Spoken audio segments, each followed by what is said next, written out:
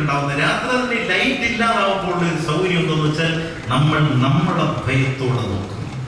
Light വരുമ്പോഴുള്ള പ്രശ്നം എന്ന് വെച്ചാൽ നമ്മൾ ഭയം വിട്ട് പുറത്തോട്ട് നോക്കും. അപ്പൊ ലൈറ്റ് സത്യത്തിൽ മാനവികതയുടെ വളർച്ചയുടെ ഒരു തടസ്സമാണ്. തോമസ് ആൽവാ എഡിസൺ എന്ന് പറയുന്ന 20-ാം നൂറ്റാണ്ടിന്റെ ലെജൻഡ് എന്ന് പറയുന്ന ശാസ്ത്രജ്ഞൻ കണ്ടെത്തി. അദ്ദേഹം വളരെ പ്രധാനപ്പെട്ട ആളാണ്. അദ്ദേഹം മനുഷ്യന് വേണ്ടി കണ്ടെത്തിയത് ഒരർത്ഥത്തിൽ മനുഷ്യന്റെ അകക്കണ്ണിന്റെ ഒരു പ്രശ്നമാവുന്നുണ്ട്. ഈ അകക്കണ്ണ് അടഞ്ഞു പോകുന്ന ഒരു സമൂഹത്തിൽ എത്ര പുറംകണ്ണ് കൂടുതൽ കൂടുതൽ തുറക്കുന്നത് ആർത്തിക്കും പ്രകൃതി വിരുദ്ധതയ്ക്കും മറ്റുള്ള മനുഷ്യനെ വെറുക്കാനും യുദ്ധത്തിനും ഒക്കെ ഉപയോഗിക്കപ്പെടുന്നു. ഇപ്പോഴത് ഉപയോഗിക്കപ്പെടുന്നുണ്ട്. ഈ ധാർമ്മികതയുടെ അകക്കണ്ണ്. ഞാൻ എനിക്കിന്ന് കേട്ടപ്പോൾ ഒരു സന്തോഷം തോന്നിയ കാര്യം എന്താണെന്ന് വെച്ചാൽ, ഈ ബുഷിനെ അമേരിക്കൻ ജനത മാറ്റി വന്ന ഒബാമയ്ക്ക് നോബൽ പ്രൈസ് കിട്ടിയത്. പക്ഷെ അദ്ദേഹം തന്നെ പറഞ്ഞു, അദ്ദേഹത്തിന്റെ ഏറ്റവും വലിയ ആഗ്രഹം മഹാത്മാഗാന്ധിയോട് ഒത്തിരുന്നൊരു ആഹാരം കഴിക്കണം എന്നുള്ളതായിരുന്നു. അപ്പൊ ആ മനസ്സ്, സാധാരണ ഈ അമേരിക്കൻ പ്രസിഡന്റ് ഒക്കെ ആകുമ്പോൾ അധികാരത്തിന്റെ ഒരു ശരീരഭാഷ വരും. ഒരു വർഷമായിട്ടും ഇതുവരെ അത്ര വരാത്ത ഒരാളാണ് ഈ ഒബാമ. ഞാനത് ശ്രദ്ധിച്ചു. അദ്ദേഹം 47-കാരനാണ്. അദ്ദേഹം തോൽപ്പിച്ച മെക്കൈ 74-കാരനാണ്. 74 തിരിച്ചിട്ടാണ് 47, അല്ലെങ്കിൽ 47 തിരിച്ചിട്ടാണ് 74. അപ്പൊ അവർ തമ്മിലുള്ള മത്സരത്തിൽ അദ്ദേഹമാണെങ്കിൽ വെളുത്തതാണ്, അദ്ദേഹമാണെങ്കിൽ കറുത്തതാണ്. അപ്പം അദ്ദേഹം വൈറ്റ് ഹൗസ് എന്ന് പറയുന്നത് കറുത്തവർ കെട്ടുകയാണെങ്കിലും അത് വെളുത്തവർ കൈയടക്കി അത് വെളുത്തവന്റെ കെട്ടിടം എന്ന് പേരിട്ട ഒരു കെട്ടിടമാണ്. അന്ന് മാർട്ടിൻ ലൂതർ കിങ് പറഞ്ഞിരുന്നു, എന്നെങ്കിലും ഒരിക്കൽ ഈ കെട്ടിടത്തിന്റെ യഥാർത്ഥ അവകാശം ഇരിക്കാനെത്തുന്ന ഒരു ദിവസം ഞാൻ സ്വപ്നം കാണുന്നു. എന്തായിരുന്നാലും ഇപ്പം 2009 ജനുവരി 20-ാം തീയതി അമേരിക്കയിലെ വെളുത്തവരും കറുത്തവരും ചെറുപ്പക്കാരും സ്ത്രീകളും ഒക്കെ ആയ മനുഷ്യൻ അമേരിക്കയുടെ ചരിത്രത്തിലെ തന്നെ പ്രസിഡന്റ് തെരഞ്ഞെടുപ്പിൽ ഏറ്റവും അധികം വോട്ട് പോൾ ചെയ്ത ഒരു പ്രസിഡന്റ് തെരഞ്ഞെടുപ്പാണ് ഈ തെരഞ്ഞെടുപ്പ്. മഹാഭൂരിപക്ഷത്തോടെ ഇദ്ദേഹം അധികാരത്തിൽ വന്നു. ഞാൻ അപ്പോൾ തന്നെ ഈ അമേരിക്കൻ പ്രസിഡന്റ് ആകുന്നവർ ജനുവരി 21-ന് മുമ്പ്, മിക്കവാറും 20-ാം തീയതി ബൈബിൾ തൊട്ടാണ് സത്യപ്രതിജ്ഞ ചെയ്യുന്നത്. പക്ഷെ ഇത്തവണ ഞാൻ ശ്രദ്ധിച്ചു, ഇദ്ദേഹം തൊട്ട ബൈബിൾ ബുഷ് തൊട്ട ബൈബിളല്ല.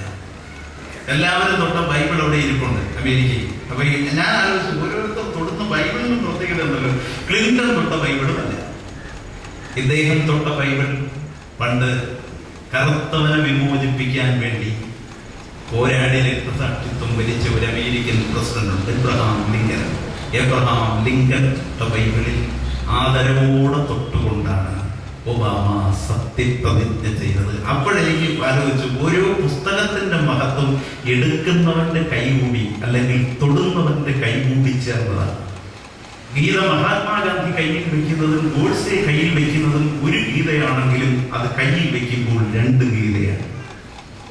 ഒന്ന് മഹാത്മാഗാന്ധി തൊട്ട ഗീതയും ഒന്ന് ഗോഡ്സെ തൊട്ട ഗീതയുമാണ്.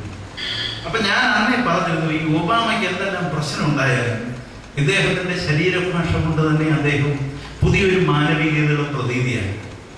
അദ്ദേഹം അത് കഴിഞ്ഞ് ആദ്യമായി പശ്ചിമേഷ്യക്കാരോടാണ് സംസാരിച്ചത്. അദ്ദേഹം പറഞ്ഞത്, നിങ്ങൾ കൈ ഇങ്ങനെ മുറുക്കി പിടിക്കരുത്, ഞങ്ങൾക്കെതിരെ നിങ്ങൾക്ക് ഒരുപാട് വിരോധമുണ്ടെന്ന് ഞങ്ങൾക്കറിയാം, ഞങ്ങൾ ഒരുപാട് തെറ്റ് ചെയ്തിട്ടുണ്ട്, പക്ഷേ എന്ന് വെച്ച് നിങ്ങൾ ഞങ്ങൾക്കെതിരെ മുറുകി പിടിച്ചു വെക്കരുത്. ഇതാ നോക്കൂ, എൻ്റെ കയ്യിൽ ആയുധമില്ല, 2 മുഷ്ടികൾ തമ്മിൽ കൂട്ടിയുണ്ട്, എന്നാൽ തുറന്ന 2 കൈകൾ തമ്മിൽ സ്നേഹം ഏറ്റുവാണ്.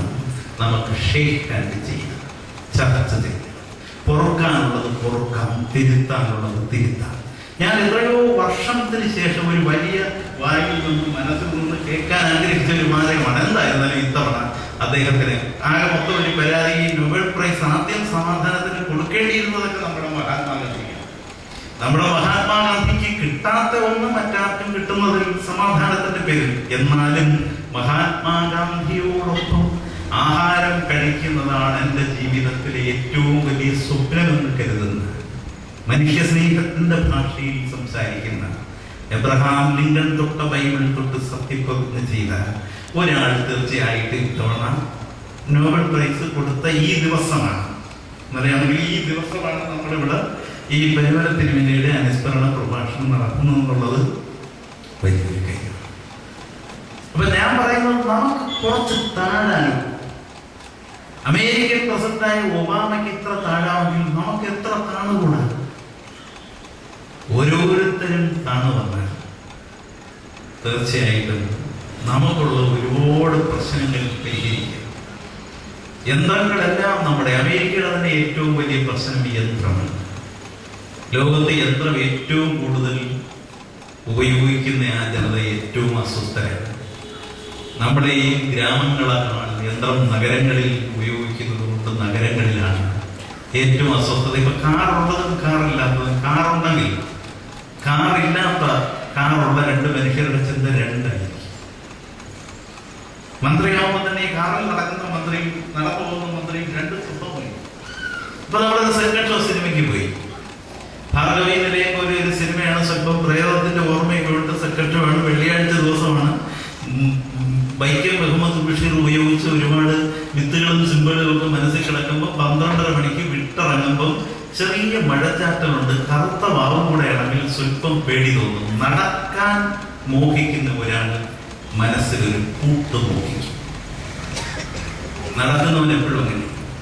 നടക്കുന്നവൻ കൂടെ നടക്കാനും വർത്തമാനം പറയാനും ഒരു കൂട്ടുകാരന്റെ മനസ്സറിയാതെ തിടും.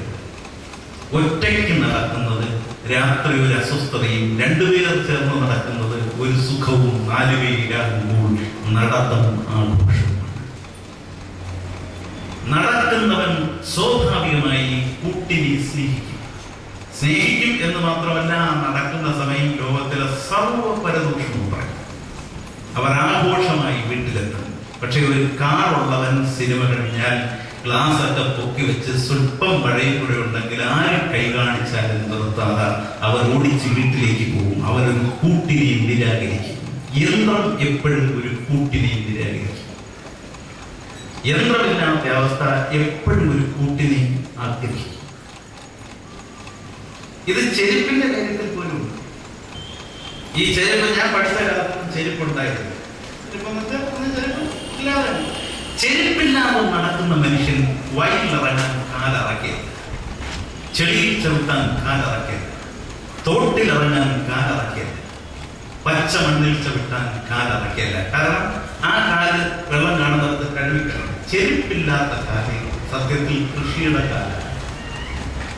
വയലിൽ ചവിട്ടുന്ന, തോട്ടിൽ ചവിട്ടുന്ന കാലാണ്. സത്യത്തിൽ ചെരുപ്പിന്റെ പേര് തന്നെ പാദരക്ഷ എന്നാണ്. പാദത്തെ രക്ഷിക്കാറുണ്ട്. പക്ഷെ ചെരുപ്പിട്ടാൽ ആ കാലിൽ ചെളിയിൽ ചവിട്ടുക, ആ കാല് തോട്ടിൽ ചവിട്ടുക.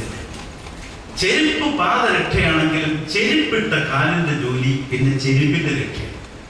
അത് ബാറ്റ ചെരുപ്പാണെങ്കിൽ കാല് പോയാലും ചെരുപ്പിന് കേടുപറ്റാതെ പോകും. അതുകൊണ്ട് ആ കാല് കൊണ്ട് നമ്മൾ ചെളിയിൽ ചവിട്ടയില്ല. ആ കാല് സ്വല്പം ക്രിമിനലാണ്. ചെരുപ്പില്ലാത്ത കാലുകൊണ്ട് നമ്മളൊരു പുഴുവിനെ ചവിട്ടുക, ഒരു പാറ്റയെ ചവിട്ടുക, എന്തൊരു ഇരയെ പോലും ചവിട്ടുക. പക്ഷേ ചെരുപ്പിട്ട കാലുകൊണ്ട് നമ്മൾ ഇതെല്ലാം ചെയ്യും. ചെരുപ്പിടാത്ത കാല് മാനവികതയുള്ള ഒരു കാലാണ്. ചെരുപ്പിട്ട കാൽ ക്രിമിനലായ ഒരു കാലാണ്.